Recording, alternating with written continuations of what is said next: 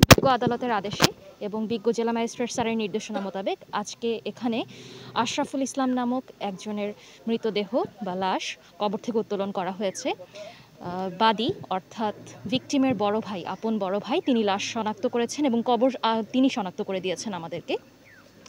সিআরপিসির 174 to 176 এর ধারা অনুযায়ী সকল বিধিবিধান মেনেই কবর উত্তোলনের প্রক্রিয়া সম্পন্ন হয়েছে। এটা সুরতহাল করে ময়নাতদন্তের জন্য প্রেরণ করা হচ্ছে। ধন্যবাদ। এটা কি জন্য উত্তোলন করছেন, আর এটাতে কোনো এটা বাধাবিঘ্ন সৃষ্টি হচ্ছে না, কিনা? কোনো বাধাবিঘ্ন সৃষ্টি হয়নি। এটা মামলার তদন্তের স্বার্থে এটা উত্তোলন করা হয়েছে। ঠিক আছে? কতগুলো লাশ উত্তোলন করা হবে? এখন পর্যন্ত আমি এখানে এসে, এটা আমার দ্বিতীয় স্পট। ঠিক আছে? সামনে আমি আরও একটার জন্য যাচ্ছি। 5 তারিখে আমার ভাই 5ই আগস্ট আমার ভাই সকালে বের হয়ে যায়, দুপুরবেলা আসে, দুপুরবেলা খাওয়া দাওয়া না করে আবার বের হয়ে যায়, ছাত্র আন্দোলনের সাথে মিছিলে যোগ দিছে। আমরা রাত 8:30টার সময় খবর পাই আমার ভাই গুলিবিদ্ধ অবস্থা হয়েছে। তখন আমরা অনেক খোঁজাখুঁজির পরে আশুলিয়া বাইপেলে হাবিব মেডিকেলের সামনে ওরে পাই, ওর বডিটা আমরা পাই। ওইখান থেকে পরে আমরা নিয়ে আসে 6 তারিখ সকালবেলা দাফন করি। পরবর্তীতে কি ব্যবস্থা নিচ্ছেন আপনারা?